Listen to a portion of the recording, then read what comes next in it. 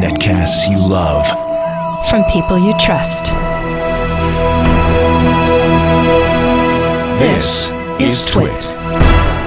Bandwidth for FourCast is provided by Cachefly at CACHEFLY.com. This episode of FourCast is brought to you by Netflix. Watch thousands of TV episodes and movies on your PC, Mac, iPad, iPhone, or TV instantly. All streamed directly to you, saving you time, money, and hassle. For your free 30-day trial, go to netflix.com/twit. And by Squarespace.com, the fast and easy way to create a high-quality website or blog. For a free trial and 30% off your new account for 3 months, go to squarespace.com and use the offer code FourCast6. What sort of future do you think we're heading for? How will we live as we slip into the 21st century?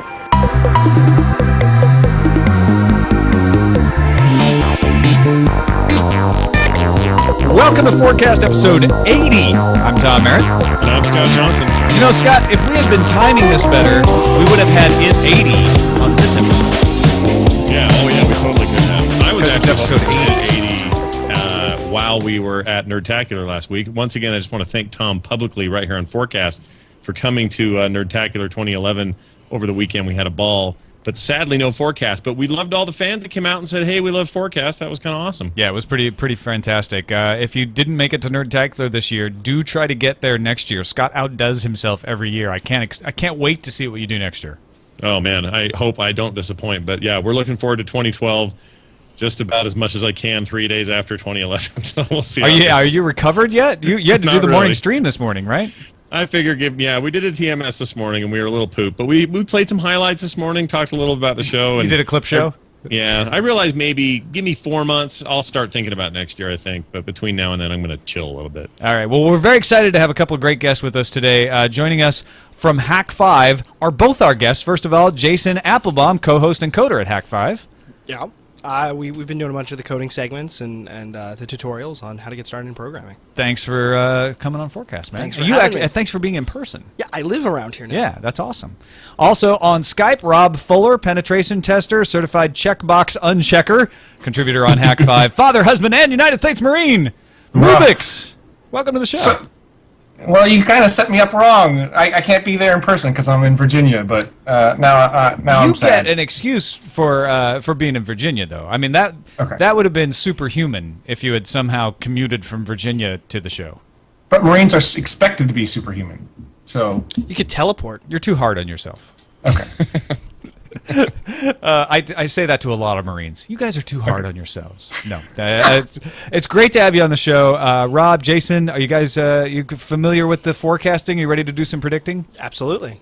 All right, let's start off with a prediction from a listener that I have not yet picked. So this is going to be picked live on the air. Somebody wants to have Steve Gibson. Okay, we'll definitely try to get Steve Gibson. Somebody's talking about Tech News Today. Here we go. This is a good one for you guys. Coming from Andrew. Hey, Scott and Tom. I predict that now that LulzSec has hacked 4chan, the two groups are going to enter a hacker war to see who can hack the other. Resulting from this, governments will hastily enter into Sarkozy-style controlling of the web, ruining the fun for all. Now, LulzSec and Anonymous, since he wrote us, have not only had a detente, but they have a joint operation to take down the world. So do you think that will last, or will that fall apart and then we go back to Andrew's prediction? This has all happened before, and it's all going to happen again. This is nothing new at all. Yeah, so in other words, yes, this is going to happen. This is going to fall apart, but no, they will not ruin the web.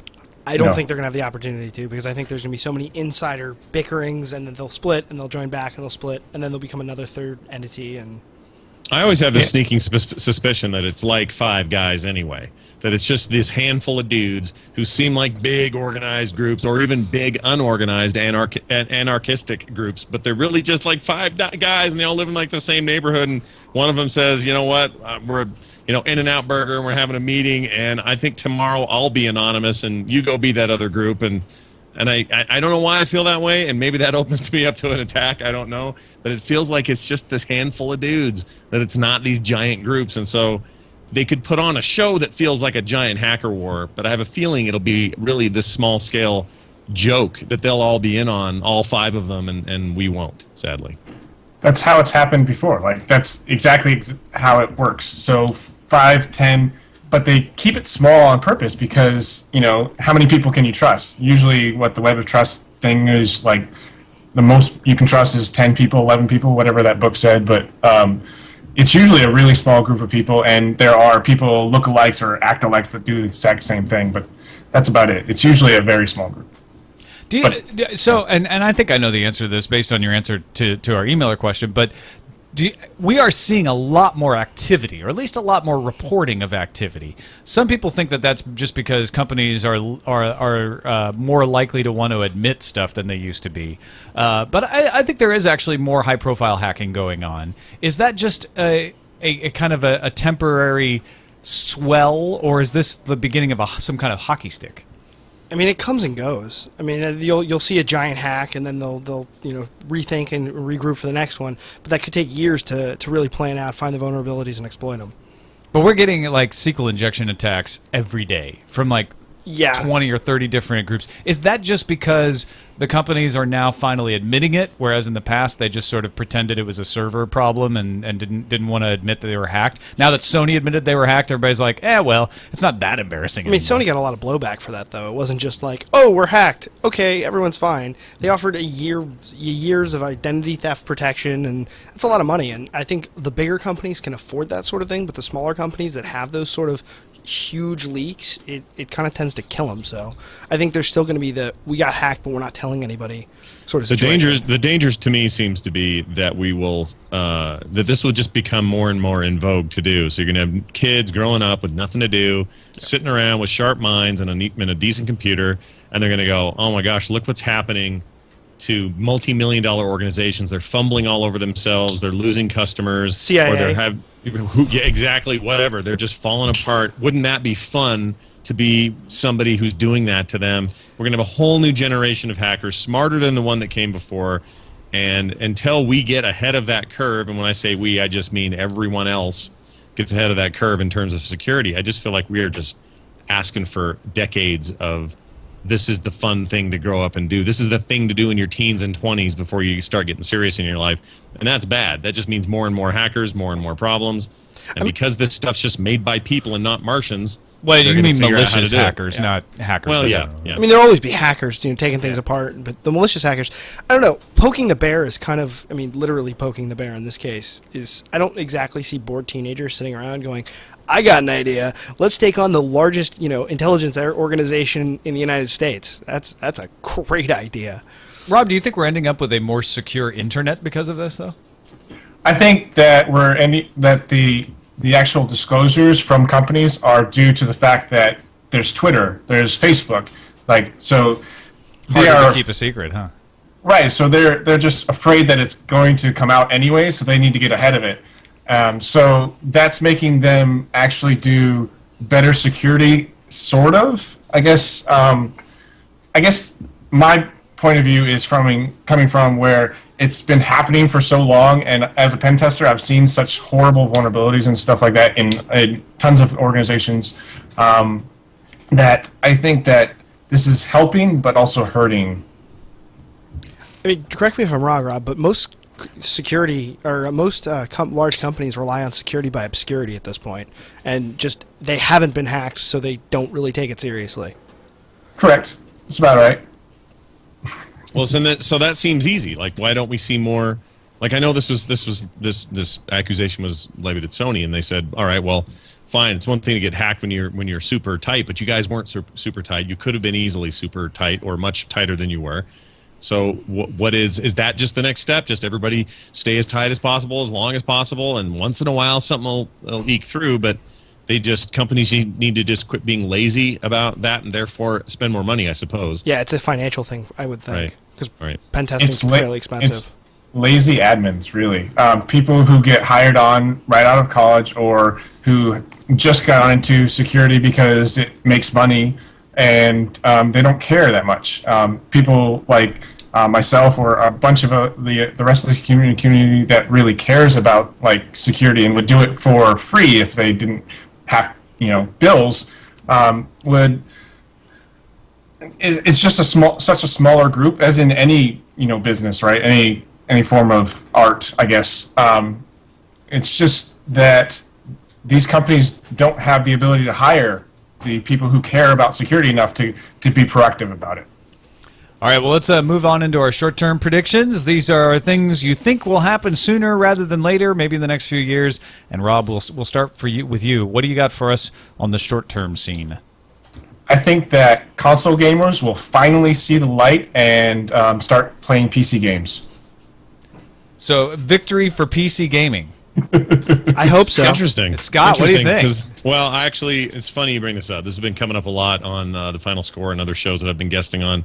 And the issue of a shift back toward PCs is kind of a cyclical thing anyway. Like every console generation, which we are way on the tail end of. This is the longest lasting.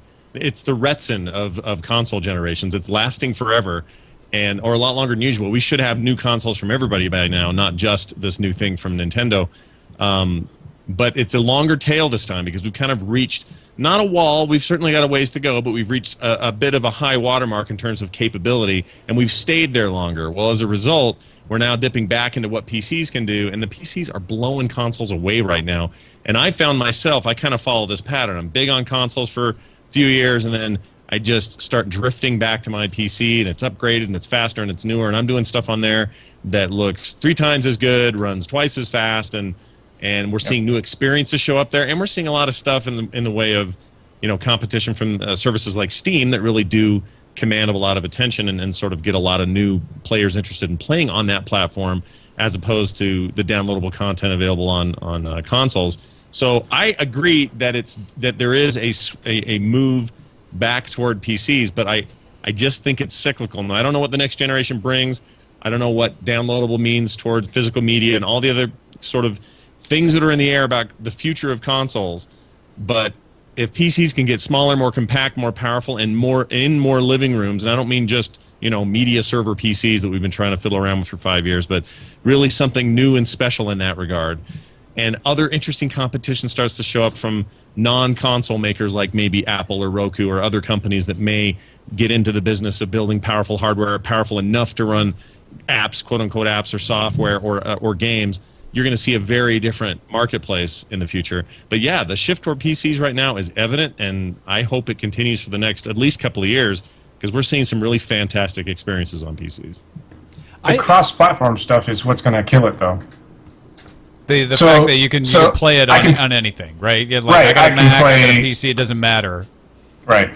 So I can play my Team Fortress 2 on my Mac as well as on my PC, and being able to play against those players that are on either platform makes it that much easier to get into. Whereas with the console, if my buddy doesn't have the Xbox 360 and I want to play with him and he has the PS3, I'm screwed. Well, there's another switch there's a wild card in this mix this time around, and that is something we didn't have in the last generation Switch or the one before that, and that is weird new technologies and services like OnLive. Now, I'm still kind of skeptical about OnLive's ultimate viability, but lately they're impressing the crap out of me with what they're able to do, and they're able to do it on thin, dumb clients. They showcase stuff at E3 where I could have an iPad and an account with them and a controller, and my iPad suddenly becomes a portable video game screen. With the right bandwidth, I'm playing full fidelity, high fidelity video game. I'm playing the new Batman Arkham City game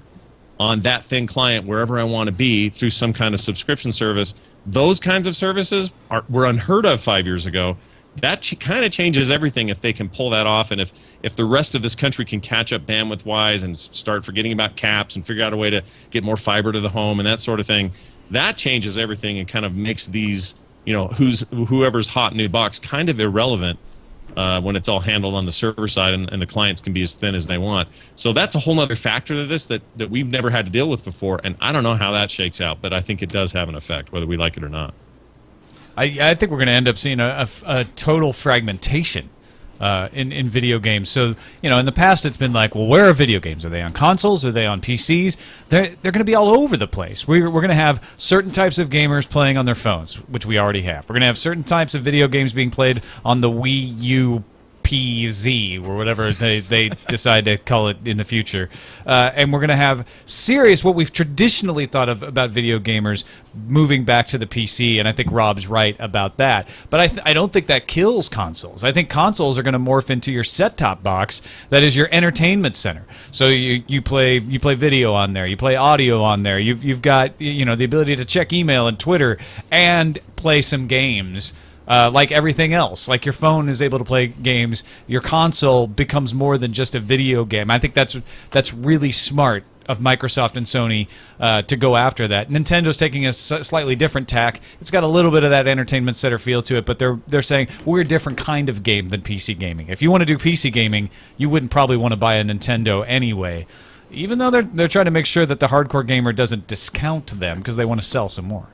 Yeah, I really think that right now we have mentioned the barrier between multiplayer gaming. If you're on PS3, you can't play someone on 360.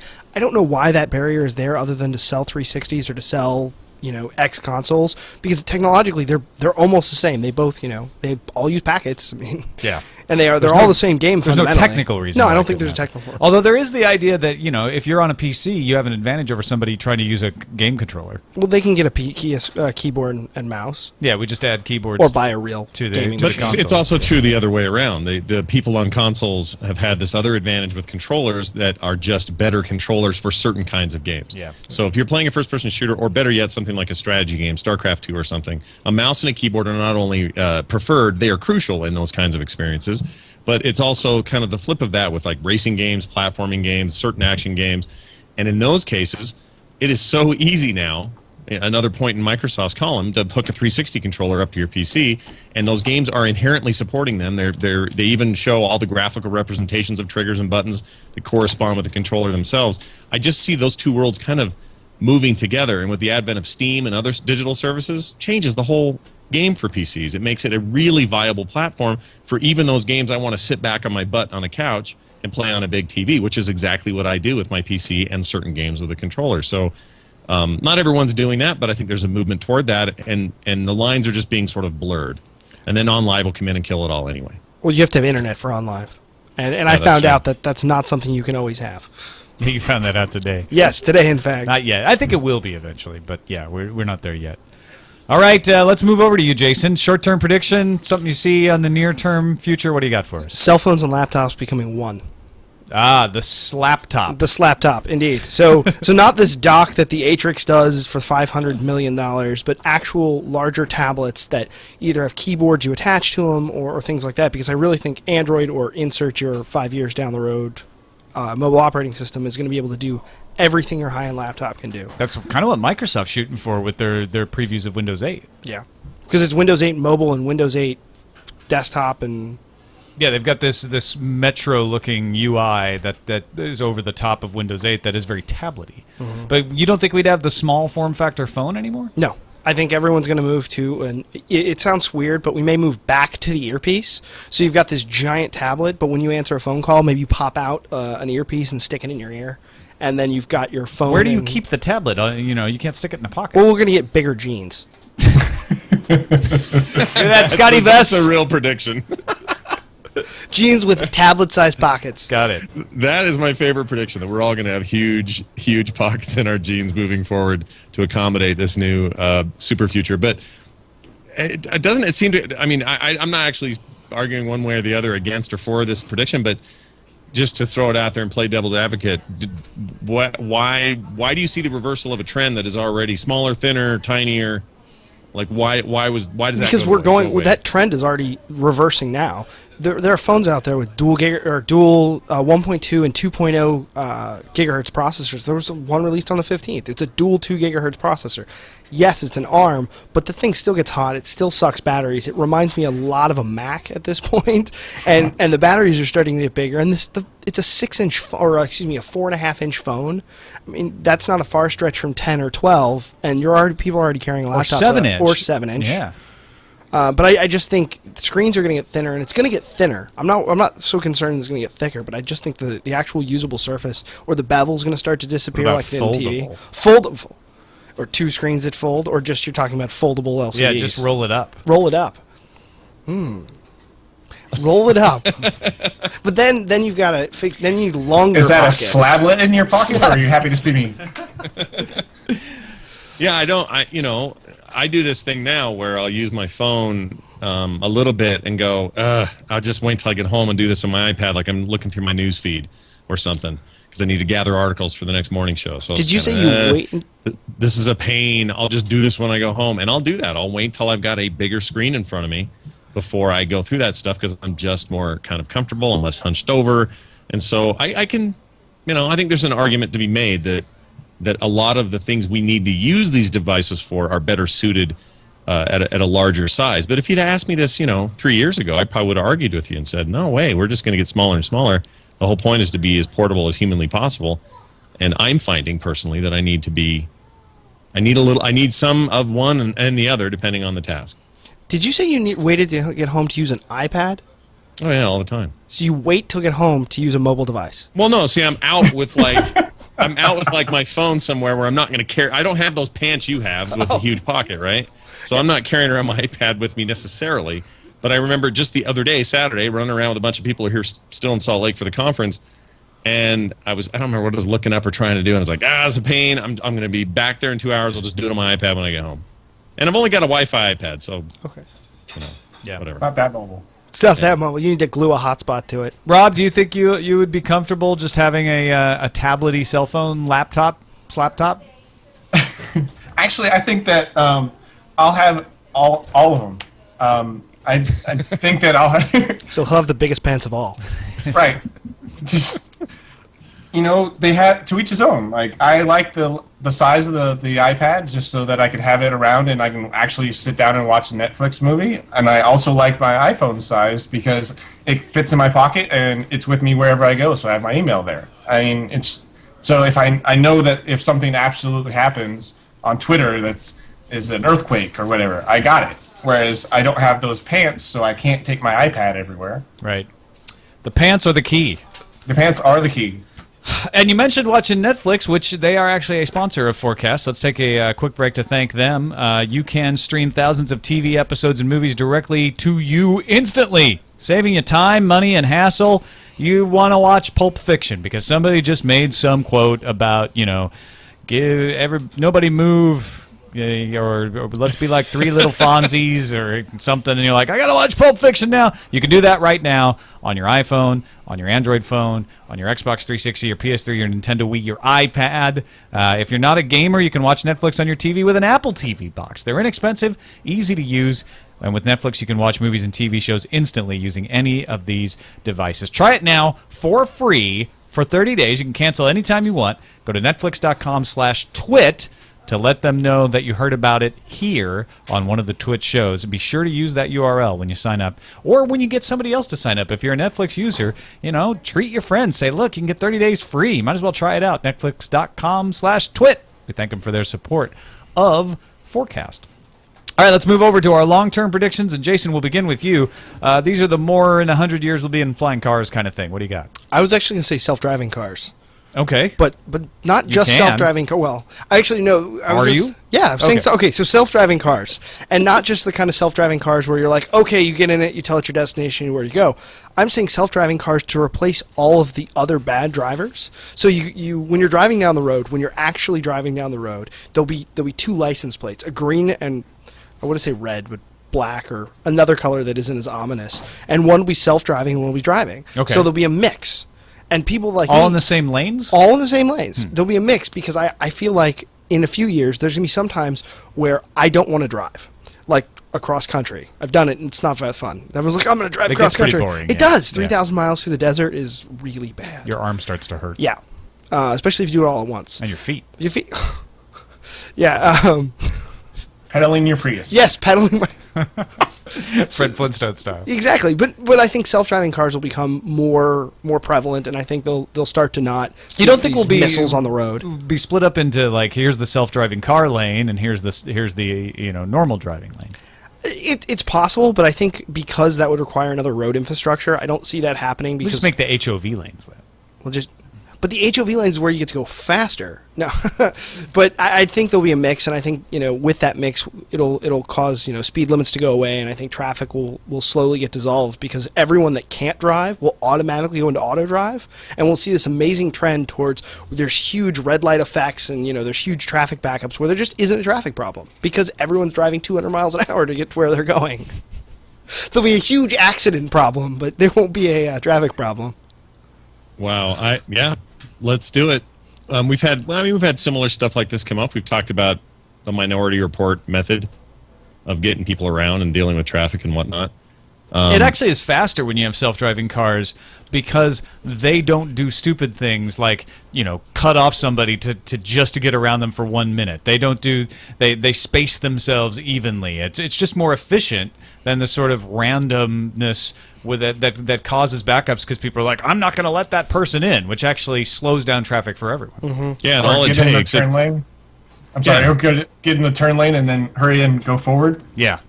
Yeah, it's not. It only takes one. So if you're in a busy, post-work traffic zone or something, and one person decides to look down at their phone for too long and not move forward, it's just this ripple effect all the way back to where everything starts. And self-driving cars would you'd get in when you're supposed to get in. Everybody would be evenly spaced the entire time, and whatever the rate of speed that needed to happen shouldn't ever have to stop for anything. Assuming we'd come up with really cool ways to have the cars kind of shoot out into traffic and not have to have everything slow down for them to get in or pinball whatever. shoots. Yeah. I think this is. I'd like this now. In Replay. fact, a lot of people got in for the event this weekend at Nerdtacular. They got in during rush hour traffic. Tom, you had to drive that stuff. Yeah, I was one of them. And it's just hideous. And Utah drivers are dumb anyway. So let's please move toward this sooner than later. Is my hope for your prediction. I like it. I think this is absolutely false. I think that I think we will get teleporters before this actually happens, or the big oils will let it happen. Teleporters. I like the idea of teleport. Well, I like the idea of driving. Google's got a self-driving car. They don't have a teleporter yet. I don't like the idea of being. Are you sure? I'm not. But the idea, it's one of those NDA things. I don't like the idea of being destroyed and recreated. It doesn't excite me to have to die to teleport. Well, that's basically what you're doing when you get in a car at 200 miles an hour. It depends. The thing that I kind of forgot to mention in the whole prediction is there are going to be license tiers. In the future, you'll be able to, so you'll have to, no license is required for a self-driving car. You cannot interact with anybody. The car. Can just get in the car. Anyone can get in the car. 13-year-old, right. get in the car, whatever, go, whatever. Babies. Sure. Well, babies driving.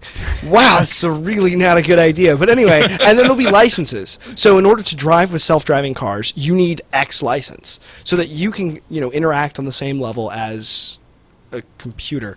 Yeah, but right now we give licenses to people who can't drive. What makes you think that we will suddenly be better at telling who's good at driving? I'm hoping that we'll change the driving instructors. They'll be like ex-race car drivers. That's the guys who determine your license. So like you've got a license rated for infinity. Whatever. Just put your foot on the floor and see where you end up kind of license versus you can drive 35 miles an hour and only in school zones that have red flashing lights and you have to stop every 5 feet. No, Mr. Andretti, I swear I'll do better. Just let me take the test again. Well, Japan actually already has this. They have levels of licenses. Then we need that. Yeah. I want that. We kind of need that. All right, let's move over to you, Rob. Longer view prediction. When you look farther into your crystal ball, do you see just crystal or another prediction? I had to go a little serious on this one. I think that the processors for computers are going to split apart again, like they did initially. Had the MathPap processor. I think that we have our GPUs, and I think that we're going to get processors for different things and get very specific on those. Well, see, and it's going the other way right now with the so-called accelerated process unit that combines the GPU and the processor on one die, the CPU and the GPU on one die. So do you think it's just going to be more neighborhooding like that, or we're actually going to split back apart into separate dies? I think that each application on your system will have its own processor. Because we have so many right now, we have 8 cores or whatever. I think that each thing on your computer is going to have its own processor instead of its own process. Right. You mean like a dynamic FPGA kind of thing? Yeah, but it'd be very specific to the application. So okay, so here's a question for you. How about this? I was just thinking about this. This is good you brought it up. I was thinking the other day, wouldn't it be nice if I had some kind of accelerator chip, some kind of, I don't know, let's call it a WPU, because I want my Wacom Cintiq tablet to be accelerated. I noticed that if I'm getting real big and real complicated with some of the imagery I'm working with, because of the limitations of the GPU or the CPU for that matter, or RAM or whatever, it would be nice for that one piece of functionality if I could somehow have that just speed up and create maybe a greater level of smoothness at higher resolutions or higher pixel dimensions or whatever. Are you thinking that specific, like device specific? You'd have their own, dedicated CPU for that? Definitely. Like so, that's cool. If I had Chrome running, and I wanted Chrome always to be good, or my Bitcoin miner to always be number one on this one processor and stay this way. And we kind of already have that already with like nice values or different things within Linux, and Windows 7 is already kind of that way. But I don't know. I think that we're going to have core per. So there's going to be the install process, then there's going to be the drivers, and then there's going to be mapping the chip. So like no, they'll ship the core for you. So you have to insert it into your computer. Right. So every time you install an application, you have to like install RAM, or is this going to be like a slot in the front, like a little stamp slot? Well, now that you mention it, maybe you get in the mail or whatever, you order it and you put it into the computer, and there's your processor and application all in one. I can see that for teleporting. Going to happen. Because look at the apps. Look at the App Store. Well, yeah, I know. It's not like you could be wrong. You're wrong, sir. No, but I look at the App Store, and everything seems to be going against this, which is to say, everybody just wants to sell you as many apps as possible, as easily as possible. I mean, it's so damned easy to download an application off of the web and install it now. But no, we have to make it easier. We have to make a little App Store with like cool Fisher-Price logos, so that you can't possibly be confused. And saying, well, instead you're going to have to wait for something to come in the mail and insert it, just seems to go against that whole ease of use situation. It's in 100 years. I have to make it harder. Why do you have to make it harder? I'm a Marine. We have to make it harder. Well, you could use teleporting for this. That's your answer for my everything. excuse for everything. It's the old Marine saying, make it harder. That's what they say. It's on their little patch on their arm, whatever. That's what Semper Fi means? I thought it meant something else. Always. The few, the proud. I make it misunderstood harder, this whole time. But so you're saying teleport the chips into your so your there's a processor. little thing. I'm completely cool with breaking up a chip and sending. Ooh. So well, you just teleport it, and the chip just appears on your desk, and then I you guess insert I it. don't think you like need it. to. If you've got, I like where you're going with the multi-cores. It's like eventually we have so many cores that every processor, every application just gets its own core. You wouldn't have to install new cores. There'd just be so many in your chip already that you'd have plenty to install as many applications as you want. So you could just remap the existing cores you have to be that specific application. Or even if you ran out of cores. FPGA. Yeah, and if you run out of cores eventually, the next year's model has more cores anyway, and that just keeps getting bigger. To me, the multi-core argument is the same as saying, let's have a chip for every function, because in effect, that is what you're doing. The core acts as a separate, powerhouse for whatever it is you're doing. So really, it's the same argument. More cores means more separated processing power. I'm sure Apple would love that if you had 128 cores, you can only have 128 applications. So you've got to buy next year's 129.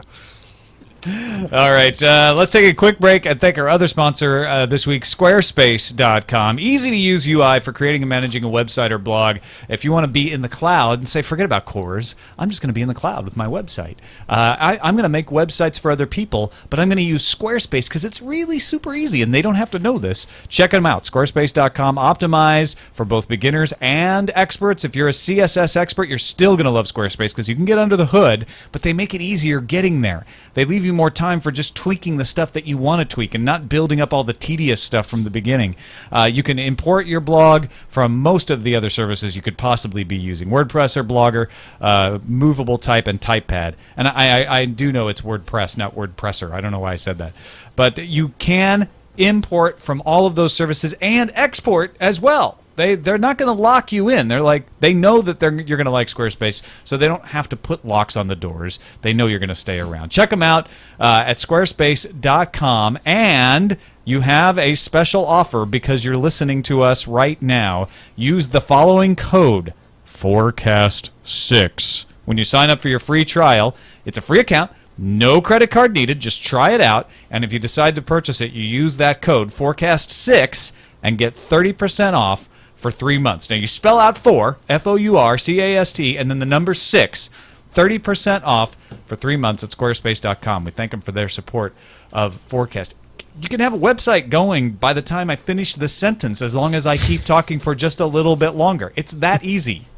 There was a comma before it's that easy. And then, Just don't boom. save the link.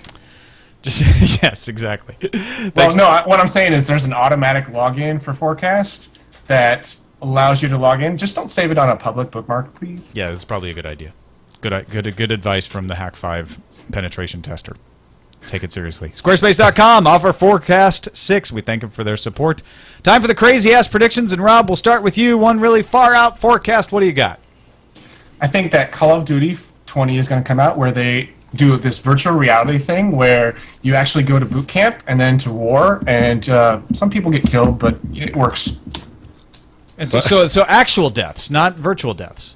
Right. Well, no, they'll call it virtual. They'll They'll the call it companies will virtual? Yeah. But will you actually die? Yes. That it's forced feedback. It gives the reality of reality. I got you. So it'll be such realistic force feedback that you will die. So you'll get knocked through the wall, out the window, and you'll just be dead. Mm-hmm. All right. It just wow. works. I think that we'll be. I'm actually of the opinion that we'll be playing games in the future that will provide the kind of feedback that will be. It'll seem real, but I don't think anybody's going to die. I think of the way it works, because then you don't have new customers for the next version. I think it's just gonna. I think it's gonna hurt, and people are going to have a higher threshold of how much pain they're willing to take. There is a disincentive to your consumer base if you're killing them. Right. Not in this Call of Duty, that's how they the get final call. step. Call of Duty 21, if you're left. Yeah, if you're still around. Short of the dying, I think this could be the end of war. So instead of actually going to war, it's just we play Call of Duty 20 with each other if we want to go to war, and then we agree to honor the results. So this is like how we settled the border disputes and the oil Yeah, disputes. And right. So we're not going to throw rocks at each other. We're going to shoot people online. And Exactly, because he's making it so virtual, so realistic, and maybe there's a thing short of death. Maybe your troops have the risk of being like knocked into a coma for a year, right? So there's some stakes involved. be paralyzed from the waist down for a year. Just for a year. Just for a year. Yeah. That's kind of permanent. I don't know, Rob. Is that any better? I think that no, not at all. Can't even be serious about this. Well, I mean, the GG at the end, it'll just be, okay, now you own my country. GG. Yeah. Ah. KK. KK. All yours. BRB. Okay. Didn't Vietnam already do this with like StarCraft or whatever? They won. Did they? No, you're thinking of Korea. See. Korea, yeah, Korea. Yeah. If they can just get the North to have some electricity, then we're set. Yeah, the North doesn't play StarCraft, only the South. Yeah, exactly. That's a hardcore thing there, though. Oh yeah, it's their entire entertainment industry. Well, they practically. have a whole gaming industry set up around it, and like a television network that transmits the game. Wow. No, it's their Super Bowl, but it happens more than we even have, than we even care about a Super Bowl. It's absolutely crazy. I have an adopted two siblings, or two sisters and a brother, so 3 siblings, who are all from Korea originally. My brother goes back all the time, back and forth, and he says he's primarily grown up here, but he'll go over there and he says it's unbelievable. Everywhere you go, StarCraft is part of the culture, and it's on everything. There are signs everywhere. It's on TV all the time. I mean, they have literally built a culture of sport and competitiveness around a video game developed in Irvine, California. It's crazy to me. So there's no reason we couldn't build an industry of war around Call of Duty 20. That's right. Let's make this happen. Right, Rob? There you go. All right. Let's switch over to you, Jason. One really crazy forecast. What do you got for us? I feel like ours are both fairly morbid. So mine is by a million years from now or whatever. crazy ass period of time, we will have depleted the Earth's resources and be forced to move into space colonies, and we will be searching for a new home or have found new homes among the stars, and we'll just become a race of space rats, just kind of like living in ships and Nomads. but space nomads. Space Nomads is much cooler than just Nomads. Yeah. You know what it's like? It's like Waterworld, but in space, basically, where everything there is Space nowhere to world. land, Yeah, space world. right? Yeah. Yeah, I love that idea. So dirt I'm one of costs- the few people that actually really likes Waterworld, so that's kind of a problem in itself. But I'm the there. reason- You're the not reason- alone. I'm the other guy. I watch it Other like person once a who watched year the show. on purpose, which people Wait, think we is have ridiculous. 50% of the people on this show liked Waterworld. 75%. Oh, 70. Wow, we are out which is indexing the also world. 75% of the people who've watched it at all. Right. Or more I than think once. Tom secretly likes it, but he won't admit it. I like the water. It's very The pretty. currency is dirt. But you got to admit, it's not the execution I love. It's the concept that it represents, and the idea that, in fact, I would love to see more sci-fi based on this. The idea that there are no home worlds, there are no docks, there are no stations. Maybe there's stations, but there's just nowhere else to go. They've destroyed all the worlds, or they've been destroyed, or they're uninhabitable or uninhabitable, whatever. And just fly everywhere, and everyone's got to dock together and barter and trade, and you just create like a really awesome kind of Han Solo simulator with that game or that movie or that whatever. I would play that, watch that, live that if I could. Love that idea. That's kind of where Bitcoin's going, is the barter and trade situation. Well, except it is a medium of exchange. It's Right. so it's not quite straight barter, but it is where But it's direct. Bitcoin is a barterable thing. Right. But now. it's direct. What I mean is, Yeah. there's no in between. There's always you and the person you are purchasing something from. Yeah, there's nobody taking a cut, is what you're saying. We're going to be coming full circle, essentially. We started with the bartering, then we went to, coined money and a government backing it, and now we're going back to being in space and, bartering. Yeah. The only problem is the name of Bitcoin. They should have named it credits. Like every sci-fi on the internet and the world has called it credits, and it's not credits. Or Quatloos. Or Quatloos. That's probably trademarked. You could get away with credits though. Facebook calls their currency credits. Credits, yeah. Yeah. So we're just going to I use think just 'cause Facebook- credits instead of Bitcoin. No, I think sadly, Facebook probably. credits, though, are just kind of something they were like, I don't know what to call it, so we'll call it credits. They're like No, Federation they're like credits. Microsoft points. It's space money. It's just ridiculous. It doesn't make any sense. They should just. The problem with the Microsoft points thing is it is money. It's just this stupid point system we buy with real money, so that it's a weird odd number, and they can hang on to that, put it in the bank, and make a bunch of interest on it. So that's a weird motivation. It's not really an attempt to create a new currency. It's a way to trick us into giving them more money and having them hold on to it. Just totally dumb. I The thing hate is, that. can you trade it back? Can you get money back from the points? No, that's the point. Yeah. Something will cost you 800, let's say 800 points, but you have to buy 1,000 points at a time. I forget the exact Right, rate, but it's like that. yeah. So then you give them the 10, you buy the thing for 8, but they're holding on to the 4 or the 3, just holding on to it. But that's real money that they're just in a bank, and you can't extract it. And the next time you got to buy something, well, nothing costs 300. Next thing up costs 500. So you got to put in another 1,000, and then they've still got more of your money. It's a pretty good scam, actually. That's how They're fairly arcades have been doing it successful. for a long time. Yeah, right. Pretty much. Yeah, with tokens and stuff, it's the same thing. Yeah. You can only get dollars and 5 tokens per the dollar, so you feel like you're getting a bargain. But then it's a token. Or if you do $20 worth of tokens, you get an extra free 10%. Yeah, right. That's how they get you, man. Dave & Buster's, these stupid cards, power cards. I much prefer our future where I can just say, look, I will give you 5 space goats for your wife. Nice. And it's all clear. It's all on the table. 5 space I don't goats, a have cow, any and a space sheep. goats. Shoot. Fine, I'll throw in a space sheep. Excellent, I get a space sheep. What time is it, Scott? Well, if I was to venture to guess, I would say it is our quick fire questions segment of the show. This is where we ask you guys rapid fire style questions, 4 of them each. You don't have time to sit there and think about it. You have to answer from the gut. Them's the rules. And if you're going to live in this town by a gum, you got to live by our rules. So I'm going to start like I often do, and if I can pull my questions up, that'd be great. Here we go. I'm going to be asking Rob. Jason, right? No, you'll be asking Rob. Sorry. All right, here it is. Rob, I'm going to ask you my 4 questions. Are you ready and sitting comfortably? Absolutely not. Go ahead. All right, perfect. Here we go. If we could have a dedicated one, what planet in our solar system would become the media planet? So imagine a planet in our solar system where all the 24-hour news networks, all the newspapers, all our sources of digital information and entertainment would come from. What planet besides Earth would you choose? Mercury, because then they would all fry. Nice. I was thinking the exact same thing. I was like, Mercury or Pluto? Pluto's not nice a and planet cold. anymore. Yeah. It'd just be really slow, fair and balanced, and that kind of stuff. What current dead world leader would you like to see reanimated and placed back in power? Back in power? That's a hard one. Napoleon, so I can make fun of him. Hey, shorty. Right. Somebody told me the other day the reason he puts his hand, he's always got his hand in his shirt in the paintings, isn't because he always did that, but it was because the painters hated drawing hands. I don't know how true that is. That could be total. Maybe he had a deformed hand. It was Could particularly be claw. or something. Like red lobster claw. Let's see. Forgetting about the movies for a minute, when the apes rise up, which variation do you hope becomes the most dominant? Become chimpanzee. They're funny. Chimps. All right. And dangerous, as I'm led to believe. Actually, in Rise of the Planet of the Apes, I think they are the dominant.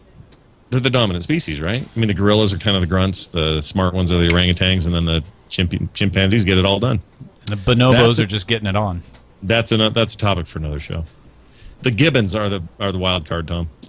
Let's see. Last question. When we install our personal synthetic beef manufacturing units in our homes, thinly sliced or ground chuck? Thinly sliced or ground chuck? Ground chuck. My wife makes this awesome thing called taco rice that I'm eating in a few minutes. Ooh, that sounds delicious. Yeah, definitely awesome thing that I would make her make every time that we could, virtually. Sounds really good right now. Well, congratulations. You've made me both hungry and succeeded at this experiment we call 4 questions. Congratulations, Tom. Yay! All right, over to you, Jason. Are you sitting comfortably, sir? Possibly. Good, then we shall begin. Question number 1. When Rome declined, Europe went into the so-called Dark Ages. Could that happen again? Yes. To whom? Us. All, like the whole planet at once? The whole planet at once. How's that going to happen? Well, oil's going to go away, Uh-huh. and then we're going to be without a means of powering cars, and then we're not going to have our delivery network's going to fail. We'll be left to things like trains, and they don't work all that well for areas that can't access them because we don't have gas to go from the train to Amazon Fresh will totally fail. It will totally What about fail. our auto-driving cars? They won't work without gas unless we come up with auto-driving hydrogen cars All right. or electric. Question number 2. How likely is it that our first contact with aliens will be when we visit their planet? Good one. Not likely. They've probably already been here because I know that when I came, I mean when Jason is an alien. We've already confirmed this on Hack 5. yeah, we already done that. I think they'll be visiting us because I think we blast so much stuff into the ether that it's eventually going to come back to bite us. The best way to hide the fact that you're an alien is say you're an alien because then nobody believes you. I'm an alien. I'm an alien too. Aliens like Waterworld. Question number 3. Will you eat lab-grown meat? No, Why not? because it's grown in a lab. It's still meat. It's still, yes, it's technically meat, but so is that stuff that they use to glue meat back together. That's still technically meat. Right. But it's not. It somehow I think it's going to do bad things. I could say give me cancer, but that's kind of the cop out. But I like things that are fresh. So what if it was freshly grown from the lab? Genetically identical meat, like it was as real, genetically speaking, and molecularly speaking, as real meat?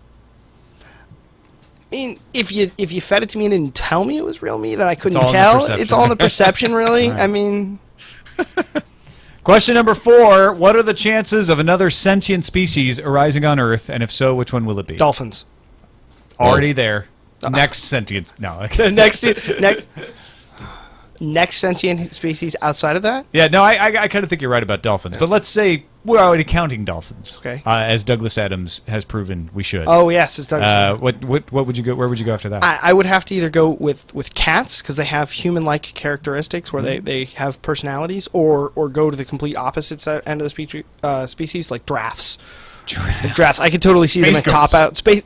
There you go, space goats. Oh, and then I'm not going to want to trade them though because No. they'll be so much more They'll valuable. be talking. As sentient. Yeah, and they'll tell me you can't trade me. I'm a sentient species. And it'd also be cool to have a giant sentient species like a giraffe. Yeah. Because it'd be like, we're going to take you over by just running you over. Yeah. I wonder if they'll have a cartoon talk show called Space Goats Coast to Coast. And that's the end of our show, ladies and gentlemen. Thank you both for being here. This was really fun. It was. I enjoyed Thanks it. for having me. Jason Appelbaum, let folks know what you're doing, Hack 5 and beyond. Yeah, so I've got a bunch of really cool announcements coming up with apps that are going on that I've got kind of in the works, and they might potentially have hardware implementations. That's a great word. Hardware implementations. And follow me on Twitter to find out all about the awesome announcements. I don't have anything right now to announce, but I will in the coming 2 or 3 weeks. Rob Fuller, a.k.a. Mubix, thank you for joining us, and let folks know what you've been up to and where they can find you online. So you can find me on room362.com. I'm going to be speaking at DerbyCon, and I work for Rapid7, do a bunch of stuff with the Metasploit project, Metasploit framework, Pro, console, all that stuff. And Twitter/Mubix, and that's it. Thanks, everybody, for watching. Scott Johnson, you have no more Nerdtacular to promote. What are you going to do with the rest of your life till next year? Well, I'll tell you what. I do have this to promote. We recorded everything we did during the event, all the panels and everything. Everything? Every single thing. Even that part where you said that thing you wish you wouldn't have said. I didn't think that was being recorded. Oh, the whole thing, dude. You signed a waiver? You don't remember any of this, do you? I don't remember So all of that stuff is going to end up on feeds on the show. In fact, a bunch of it already has. If you're a listener of FilmSack or would like to hear our live edition of FilmSack where we cover Tremors, from Netflix, then check that out on FilmSack at filmsack.com. We got this weekend going up the podcaster panel on TMS. That'll be up on that feed, and also I put up the final score feed for the video game panel, which Tom was also on, and we had some great industry experts as well on that panel. All of this stuff is going to show up on various shows, so the best thing to do is go to frogpants.com. You'll find links to photo groups and all that stuff as it starts coming in, and that's just starting now since people have gotten home. All kinds of crazy stuff. So, if you have any interest in that at all and want to see the kind of good time we had, frogpants.com is the place to be. And don't forget to leave your comments on our website, fourcastpodcast.com, or send us an email. Let us know what you think about the future. fourcastpodcast@gmail.com. We'll see you next time. But it's only 32 years away. Way.